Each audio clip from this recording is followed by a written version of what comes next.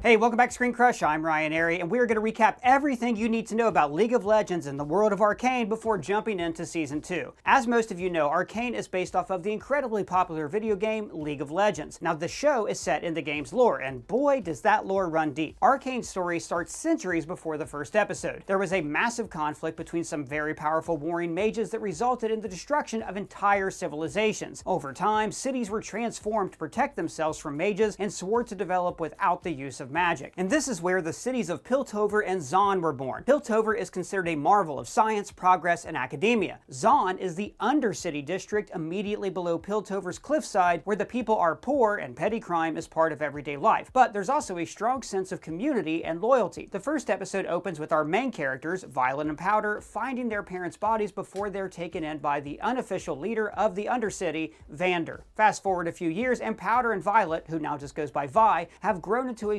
small team of cat burglars with their two other adopted siblings, Clagger and Milo. All right, everybody, follow me.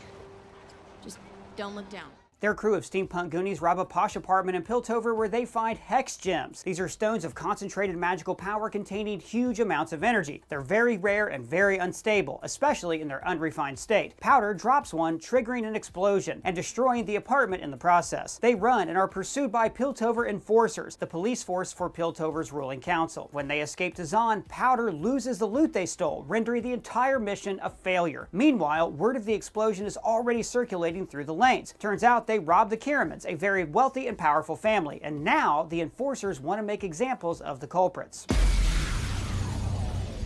So, Piltover Sheriff Grayson and her Lieutenant Marcus meet with Vander in the Undercity. It turns out that Grayson and Vander have a fragile agreement between their respective cities to not cause any major problems and to stay out of each other's affairs, which this robbery has totally messed up. And then we meet Silco, a leader of Zaun's criminal underworld and Vander's former friend. He's developing a new drug, Shimmer. Now, Shimmer is a powerful chemical mutagen pushed as a street drug. It can make its user really strong, but it's also highly addictive, drives people insane, and leaves them with permanent scars.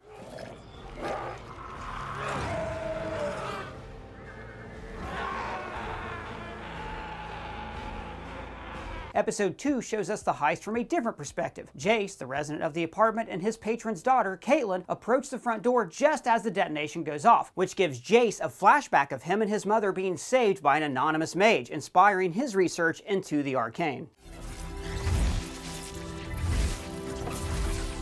But it turns out that Jace wasn't supposed to have hex gems at all. He's detained by Grayson and meets Victor, the assistant to the dean of the Piltover Academy. He is visited in prison by Heimerdinger, a Yordle and dean of the academy. He's a Yordle? A Yordle is a small furry being with strong connections to magic. Most importantly, they tend to live for very long periods of time. Heimerdinger himself is 307 years old. That's like a lot of dog years, person. Yes, it is. Heimerdinger urges Jace to cease his research, but he ignores his advice, admitting to experimenting with magic.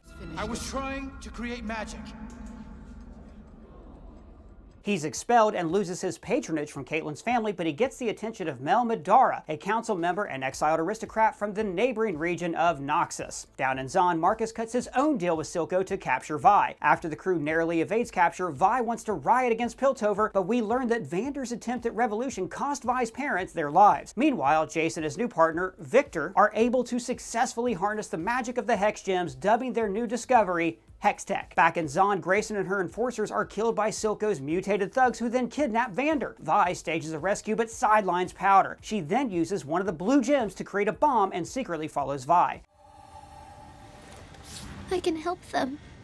Vi and her team put up a solid fight, but are clearly outmatched until Powder saves the day with a giant hex bomb. The explosion sets off a chain reaction that kills her brothers and maims Silco's bodyguard. Vi and Vander escape, but only after Vander injects himself with the same Shimmer mutagen that Silco weaponized, which ultimately kills him. Powder finds Vi and excitedly brags about the bomb, not realizing that she has killed most of her family. Vi lashes out at her, calling her a jinx. Because you're a jinx! Do you hear me? and then storms off, which leaves Silco to find Powder. Meanwhile, Vi is captured by Marcus and taken away. Wow, person, that's actually all really, really sad. Oh, it sure is, bud. So then there's a time skip between episodes 3 and 4, and we start to see just how much the world has changed in that time. How much time is skipping here, person? Well, while we really don't know, most of the Chronically Online community agrees that it's about 7 years. After the time skip, we open to Piltover celebrating Progress Day, a bicentennial celebration of new ideas and inventions from across the city. The development of Hextech caused an economic boom in Piltover. Jace is now a prominent public figure, Victor's happy behind the scenes, and Caitlin is a member of the Enforcers, much against the wishes of her wealthy, noble family. Piltover's growth also increased the amount of shimmer on the streets. Sevika, Silco's bodyguard, is loading up a shipment of shimmer when they are attacked by a group called the Firelights, a gang dedicated to wiping shimmer out. They like to think of themselves as a righteous rebellion, but they straddle the line between a ragtag group of heroes and domestic terrorists. The raid is interrupted by Powder, now known as Jinx. During the fight, she has a PTSD episode that causes her to go berserk and injure her own crew. Just before the Progress Day speech, Jace and Victor unveil their improvements to Hextech, including a more stable version of the Hex Jewel that everyday people could use. Meanwhile, Caitlin secretly investigates the remains of the shipment incident, but Marcus, now sheriff, tells her to leave the investigation alone since he's still in bed with Silco. During Jace's speech, Jinx starts a fire while attacking Caitlin. In the chaos, she steals the upgraded Hextech Jewel. After the attack, Jace is appointed as a counselor to deal with corruption and protect Hextech. Meanwhile, Caitlin is fired thanks to the influence of her overprotective parents, but continues her investigation anyways. Her investigation leads her to an adult Vi, who's actually been imprisoned this entire time. Realizing that Silco is the force behind Shimmer, Caitlin frees Vi to help with her investigation. Together, they travel to Zon, using some mad parkour skills.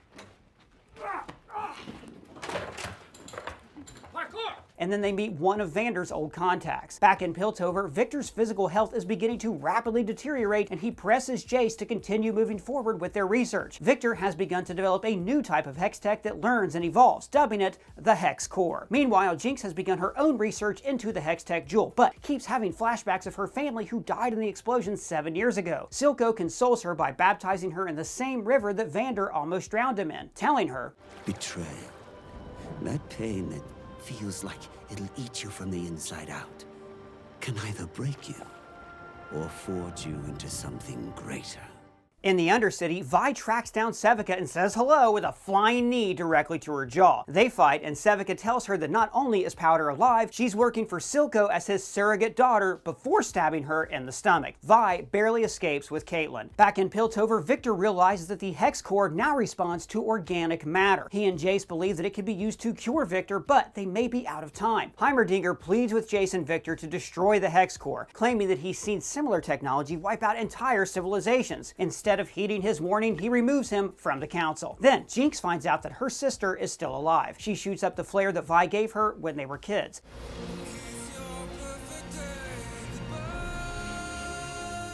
Vi and Jinx reunite in a genuinely touching moment, and Vi explains why she was never able to come back until now. But when Caitlin finally catches up to Vi, it triggers Jinx's abandonment trauma. Before they can even begin to unpack, their reunion is interrupted by the Firelights. Jinx loses control and opens fire on everyone. Somehow, the Firelights are able to escape, taking Caitlin, Vi, and the Hex Jewel with them. When Vi and Kate wake up, they discover that the Firelights are led by Vi's childhood friend, Echo, who tells her that Silco uses people's addiction to Shimmer to control them, and the Firelights' aim is to stop him. Caitlin and Echo leave for Piltover, while Vi stays behind to look for Jinx. As Caitlin and Echo attempt to cross the blockage, an enforcer shoots Echo. Vi arrives to help, but Jinx comes out of the shadows and attacks them. Echo stops Jinx, revealing that he was wearing armor that saved him from the bullet. Echo brutally beats Jinx, but hesitates killing his childhood best friend, giving Jinx just enough time to set off one of her bombs, gravely injuring them both. To save Jinx, Silco injects her with the new Shimmer formula, knowing that she's going to be changed forever. Meanwhile, Caitlin and Vi seek refuge in Caitlin's family home, which leads to her mother granting them an audience with the council so they can make the case to stop Silco. So when the council refuses to take action, Vi asks for Jace's help in destroying Silco's Shimmer factories. He agrees and gets Vi her favorite weapon, the Hextech gauntlets.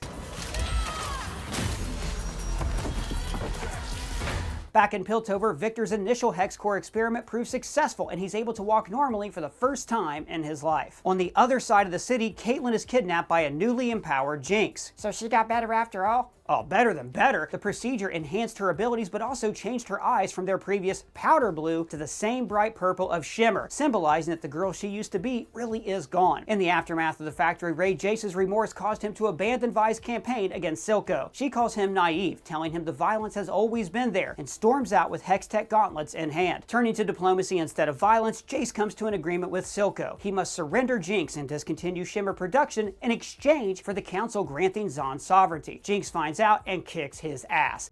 Is there anything so undaring as a daughter? And after Vi gets a rematch with Sevica, Jinx kidnaps her too. Bravo, sis. Vi wakes up with Silco and Caitlyn at the same warehouse where the rest of her family had died. After a very emotional monologue from Jinx, Silco breaks loose and tries to shoot Vi, triggering a spray of bullets from Jinx.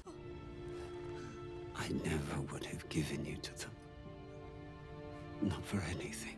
With the last of her family gone, Jinx realizes that she'll never go back to powder. As the vote for Zahn's sovereignty is being finalized, Jinx loads the Hex Jewel into a missile and launches it at the council chamber. Right before the missile hits, the screen cuts to black, and that's it. What? They can't do that, can they, person? Person? Oh, they sure can, Doug, and leaving it such a dramatic cliffhanger sets up a powerful opening for Season 2. As for the aftermath of Jinx's attacks, we just gotta wait for Season 2 to see who's left standing and how. Well, guys, what did you think of Arcane's first season? What are your predictions for Season 2? Any important details that we missed? Let me know in the comments below or at me on Twitter. And if it's your first time here, please subscribe and smash that bell for alerts. For ScreenCrush, I'm Ryan Airy.